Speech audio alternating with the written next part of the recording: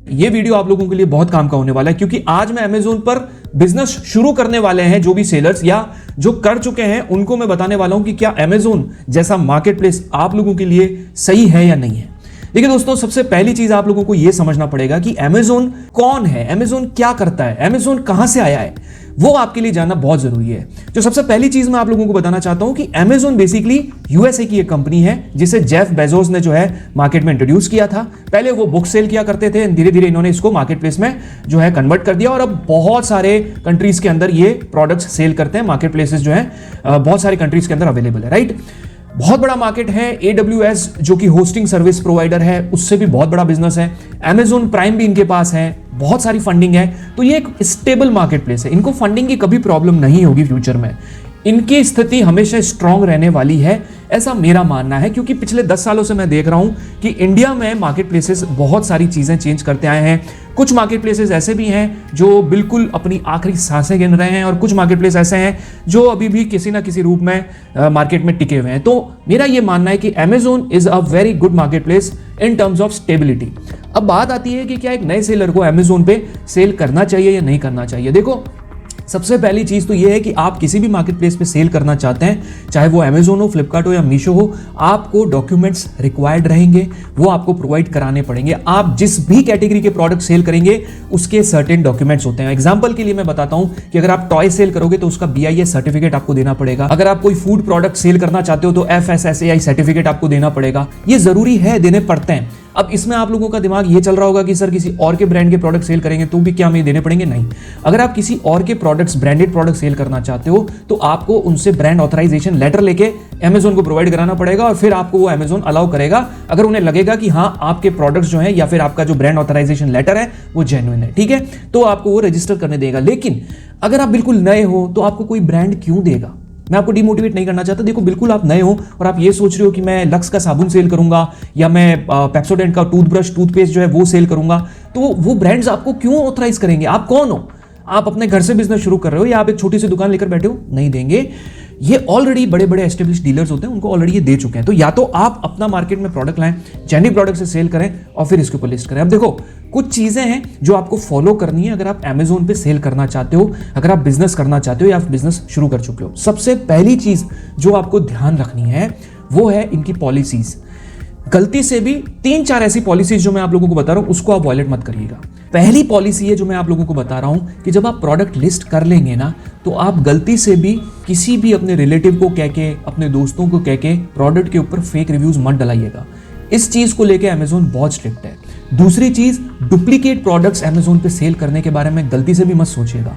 अगर आपने ऐसा कर दिया और आपका अकाउंट अमेज़न ने सस्पेंड कर दिया तो उस GST से, उस IP से आप कभी भी सेल नहीं कर पाओगे अमेज़न के ऊपर और किसी भी मार्केट प्लेस के ऊपर अगर आप डुप्लीकेट प्रोडक्ट सेल करते हो तो। तीसरी चीज, टाइमली प्रोडक्ट को डिस्पैच करना है। चौथी चीज, आपको किसी भी रूप में गलत इमेजेस, फेक प्रोडक्ट की इमेजेस ऐड नहीं करनी है कि भाई इमेज में तो कुछ और दिख रहा है और प्रोडक्ट कुछ और है। इससे आपका अकाउंट सस्पेंड होने के चांसेस बढ़ जाएंगे। तो ये छोटी मोटी पॉलिसीज हैं, आप उनको फॉलो करिए।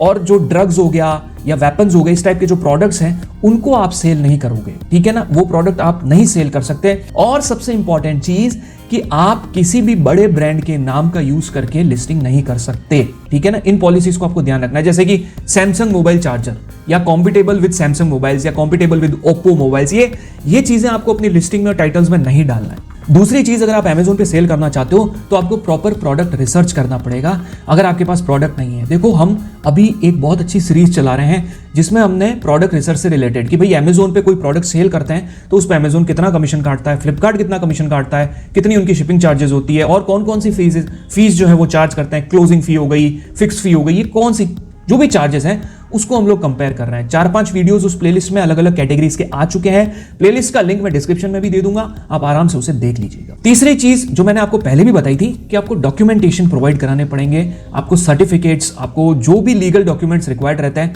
वो आपको प्रोवाइड कराने पड़ेंगे। वो प्रोवाइड करा दीजिए और आराम से आप सेल कर सकते हो। अगली जो चीज है वो है प्राइसिंग स्ट्रेटेजी। देखो, प्राइसिंग स्ट्रेटेजी का मतलब क्या होता है मैं आपको समझाता हूं। लेट्स अज्यूम आप कोई प्रोडक्ट मार्केट से लाते हो 150 रुपए में। अब आप ये सोच रहे हो कि उसको आप 200 रुपए में सेल करोगे तो आप कभी प्रॉफिट नहीं बना पाओगे।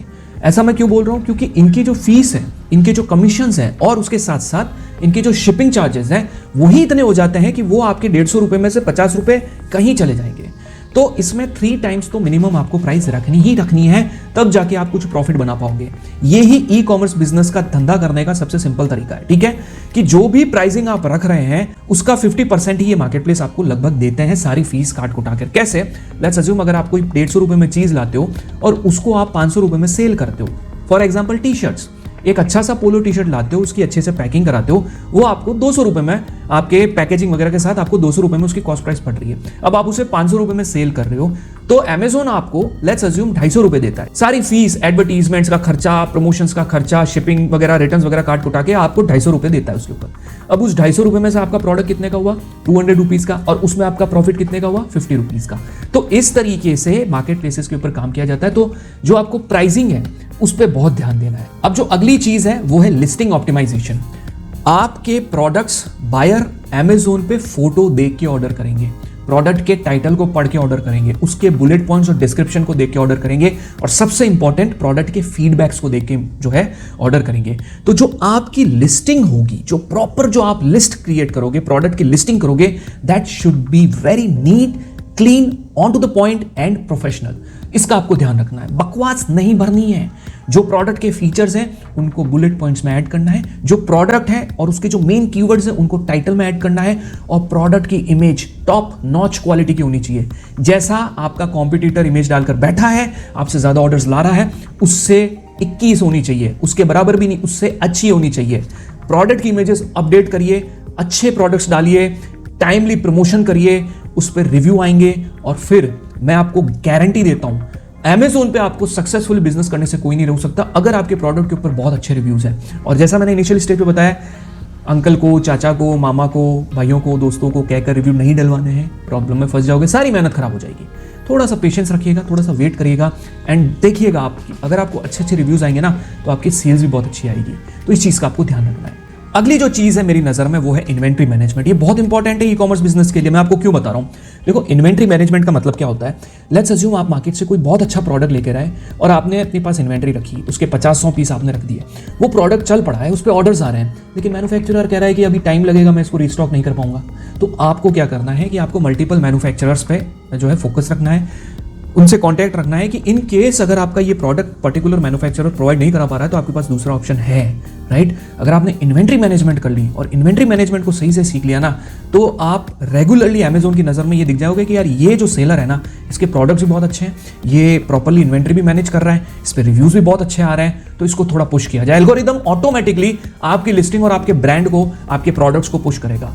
ऐसा ही होता है, ठीक है। अब जो अगली चीज़ है, देखो मैं आपको क्लियर कट बताता हूँ, बहुत सारी ऐसी चीज़ें भी हैं जो नेगेटिव्स भी है। ये तो बहुत अच्छी अच्छी चीज़ें मैंने आप लोगों को बता दी, लेकिन कुछ चीज़ें ऐसी है जो आपको जाननी बहुत ज़रूरी है और मैं ये छुपाना नहीं चाहता, वरना लोगों को ये लगता है कि सर आप तो बहुत अच्छी अच्छी चीज़ें बताते हो, अंदर की बताते ही नहीं हो कभी कभी। और क्योंकि क्या होता है कि कई लोग सिर्फ हमारे वही वीडियो देखते हैं जिसमें उनको लगता है कि यार इन्होंने अच्छा अच्छा बताया। इसमें मैंने कई वीडियो बताए जिसके अंदर मैंने मार्केट प्लेसेस की भी पोल खोल के रखी है, ड्रॉप शिपिंग और रीसेलिंग बिजनेस की भी पोल खोल के रखी हुई है। तो मैं आपको क्लियरली बोलता हूँ, देखो किसी भी प्रकार के बिजनेस में पॉजिटिव्स भी है और नेगेटिव्स भी है। अब देखो थोड़ी सी प्रॉब्लम जो मैं बताता हूँ अमेजोन के ऊपर क्या है।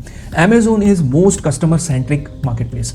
अगर आप तीनों मार्केट प्लेसेस पे देखोगे तो कस्टमर सेंट्रिक अगर बात की जाए, मतलब कि भाई कस्टमर को फेवर करने वाले, तो अमेजोन के ऊपर कस्टमर की ज्यादा सुनी जाती है, सेलर की उतनी नहीं सुनी जाती है। ये बात आपको मैं क्लियर कर देता हूं। लेकिन ग्रोथ के मामले में अमेजोन तीनों मार्केट प्लेसेस में सबसे बड़ा ब्रांड है, सेलर को टॉप तक ले जाने के लिए। बड़े ब्रांड्स जितने भी हैं वो अमेजोन को प्रेफर करते हैं।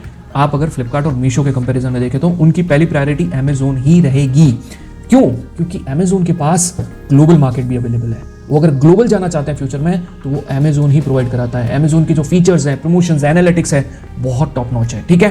खैर, अब दूसरी जो नेगेटिव मैं बताता हूँ अमेजोन की, कि भाई एक तो कस्टमर सेंट्रिक है, ये तो मैंने आपको बता दिया। दूसरी नेगेटिव ये है कि रिटर्न्स में, कस्टमर रिटर्न्स में कई बार आपको फेक ऑर्डर आ जाता है या फेक रिटर्न आ जाता है।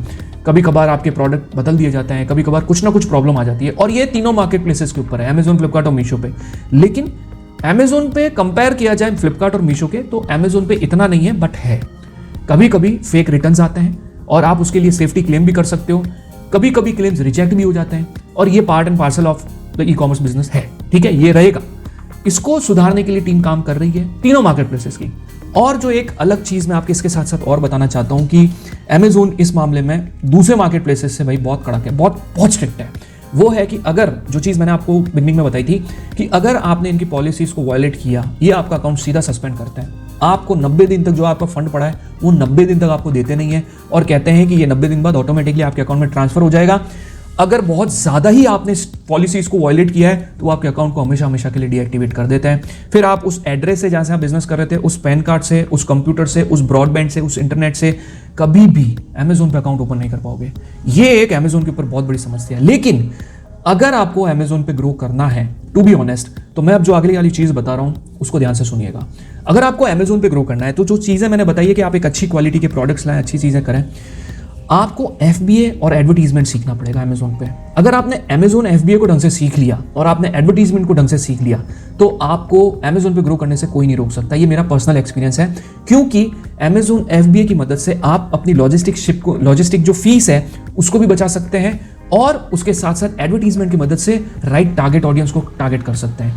तो अगर आपने अमेजोन FBA और एड सीख लिए तो मेरे हिसाब से आप जो है बिजनेस में अमेजोन के ऊपर बहुत ग्रो कर सकते हैं। तो इसमें जो चीज़ें मैंने आप लोगों को बताई है कि भाई अमेजोन का बिजनेस में आप शुरू करने के बारे में सोच रहे हैं तो इन चीज़ों का आप ध्यान रखिएगा।